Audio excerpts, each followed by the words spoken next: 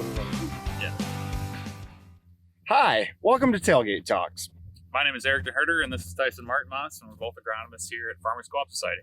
And this week we're going to be talking about some of the things we're seeing out in the soybean fields.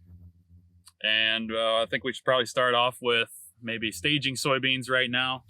And, you know, I don't know about you, Tyson, but every year I need to brush up on what stages of beans are, and because they come down to measurements and all kinds of stuff. So yeah, it almost seems like every year that first time I'm staging beans, it's a quick Google away. Yeah, just a little bit. So we're looking at the soybean plant right here. When we talk about R1, we're going to start with beginning flower. So the first flower you see at that point, we classify that bean as being at R1. R2 is going to be the full flower. So when we got flowers from the top of the plant all the way down to the bottom, that's when we classify it as R2. R3 is going to be pod development on the uppermost nodes. So on the 4 uppermost nodes. So if we see a pod here up at the top of the plant, which looks like we do, here, one of the top 4 nodes, then that would be R3.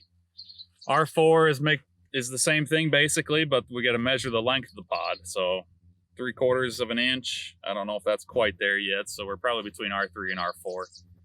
R5 is going to be starting seed development. So once we start seeing seeds in these uppermost nodes, we're going to start classifying it as R5. Once we get to R2, R3, they start firing through those growth stages too, I'd say. But yeah, it's a pretty quick transition in there. So now we got the bean plant up, talking about staging it. I would say this one's R3, R4. We got it up and available. We could start looking at bugs as well on this. This is a good way to definitely take a look at aphids. You can always, look down at the plant, peel it back and look, but if you pull the plant out of the ground, you'll see for sure in there. I don't know where you like to look for aphids, but I like to start at the top of the plant. Yep, top of it, back the leaf. I usually go for that new growth right away. Did we lose it? Oh, here it is. So look at the new leaves up here, because those are the ones that the plant's putting the moisture into, and then bugs really, especially aphids, they'll bite because they like to pinch and suck that juice out of there. Yeah, that pinhole or pinholing from their feeding. So we look at that for aphids. Another one that's big this year, being as hot and dry as it is, spider mites. Yep, spider mites. That's one. Spider mites, his feeding style is similar to aphids. You'll see that like yellowing or even like whiting, almost like bronzing. Yes, from the bottom leaves. I look at the bottom leaves first and kind of do an assessment there. And they're super small, so unless you have like a magnifying glass or like sometimes a white piece of paper, you can shake it out and see if you have any mites on it. And typically with spraying mites, you see mites, you better spray especially if you have pods and whatnot going.